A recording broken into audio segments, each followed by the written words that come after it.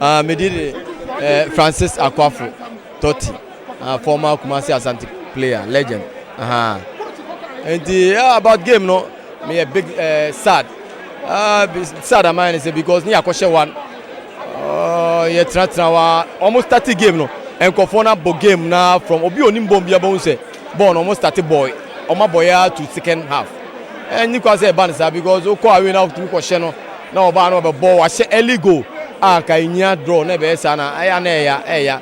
It na sometimes ye preach say o mama experience for ne nkra na bo. E koye nkra na mo sana. Sometimes no. Esa e dey asemeba because ye time ni say especially Bashire for time no. Obonya osekufo bi o Aindu agofrede a Danakwa na Sulama build up na ye Akwafo ni Nkumne Harrison Bekwen mo so young boys ni dem omo film na so na young guys ni so ba be kanti next time na see ehun dey be see shit because so show ma experience for mo team agadas no kwa na last season no bo bebre ana danlad ko say na abaruru na started that ana so be bye enti see awie ba next time yen correct a mistake ani esro ma mom nka se bo nto mama ye dia ne kotoko ani the moment has for ba be share no so on e intimi na kra enti yemra ne share as for ne mfa pepa bibia people are calling for the onyaje because nani apon say ya ne ko awie o ko share one nail enye ono one the last season the AG league ana meboa enti ende football the penalties there obi atimi ye de esenti mom nya abotrema no nani aya ne ko omo wa ko share omo an ana esu abo wan enti nya abotre.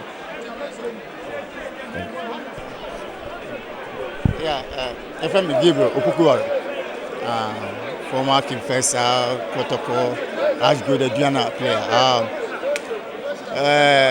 Nyamani nukuri media say a question away no. Na man for who say a simple, maybe who say a simple.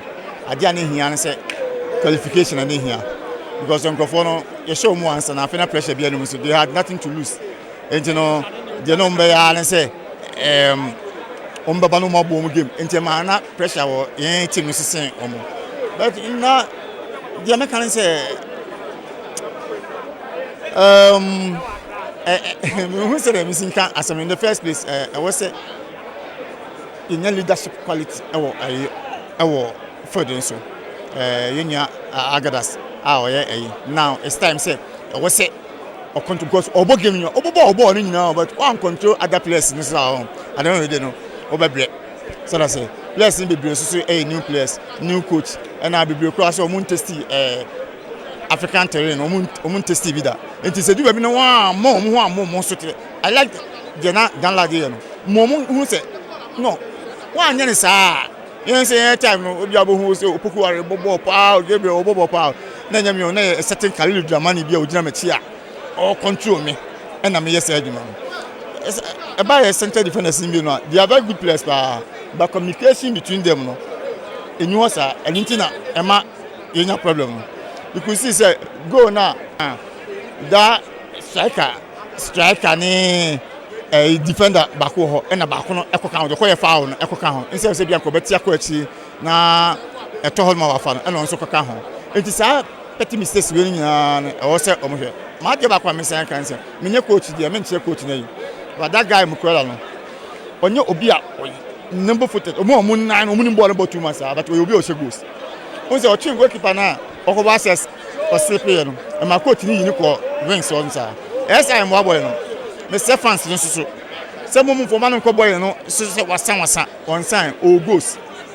Enti no yen so no ntimi she goals no man. If you say obi o goals but ball say na coach man ko din sa anche ho no. E ko fa problem bye bye. The next game I has bubble. The best I won't say I'm disappointed there. Fans in the way I know Musiba no. The best say Omumbra na African nature man. Any has the Ubianitia. Nyamra Manchester the moment. Nyam peja team na boys in Musa still and you do much. But no the chance any has games so also peja game. And yes sir. Pressure be so ama e ho ache. Dabi enya no eno kra no na wo say ke ginger e players mumbo no more.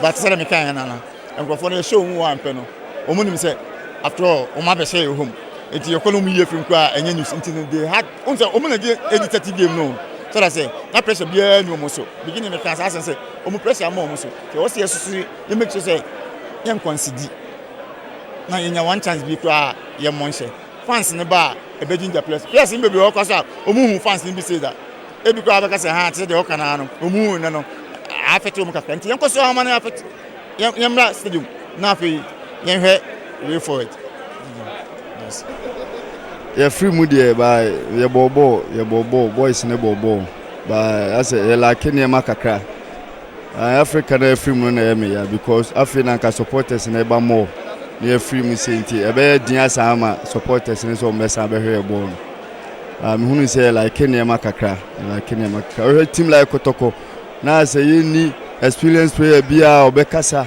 akere boys no eduru critic eduru dia din na ehia win no ye ni obi a o kasa akere boys ne say yenyese ye ni bu e team nim nti sempen for say omumu a na yenya senior players ni bi e wo team ni wan ma ne mbo team no because o hwe tama ye de je Africa na players ani ekuta no nye bi na ene yekuta yi nti team no de yehia experience players e wo me da membre mu management ni bebre because management ni de yakwawe am yetimi kwhye nti sa preparation na no mo de ye say emi so mo ba ne be hye wo but in the football so there either win or lose or draw they said e call ya e kwhye wo so ba no mo bo wo so mo ba be hye in free management but me hu ni say blame kakra metim de management ni say boys no it's the make can say here senior players no omo hwehwe senior players no 1 or 2 or 3 be information team ni mai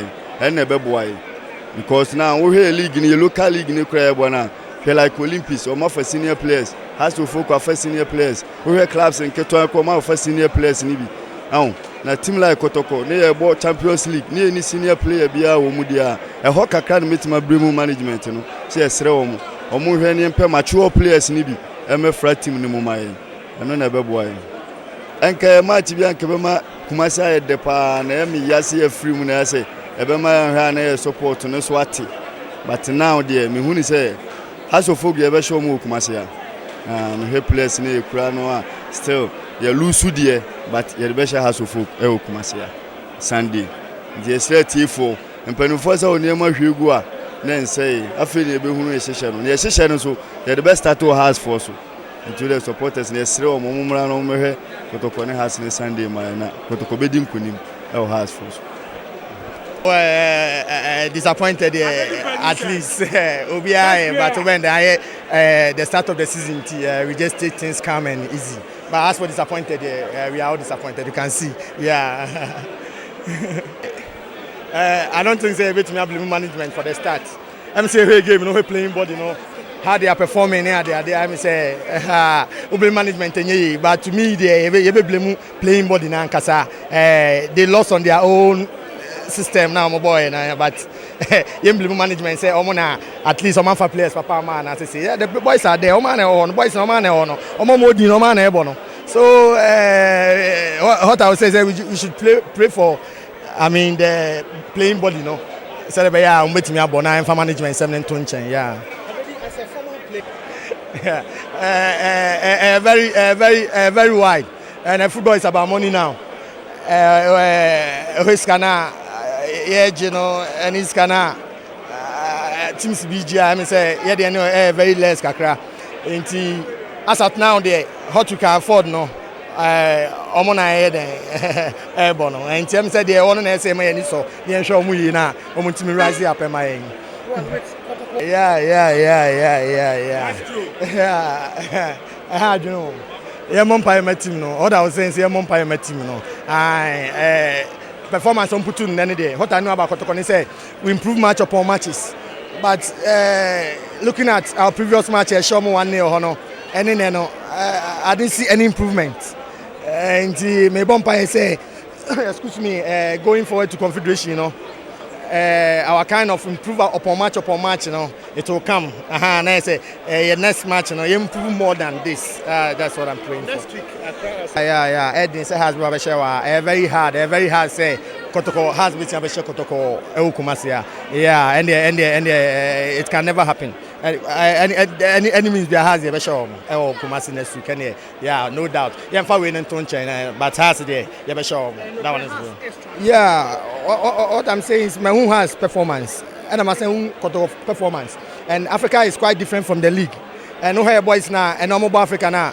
They were on a little bit pressure. You see, they were on a pressure kakra. But league in it, there, I know the boys. League in there, yeah, not pressure. Sano and shada any almost. That's why I'm saying say has intimidate and mono. And you say we are too mad than has, but we are better in the league than has in terms of playing the game. Yes. Côte d'Ivoire preliminary stage for Kotoko. Yakwa we near ya dia yeba homa. Say and I talked about this during the week. And history repeating itself. What we are doing, the chances are in our okay.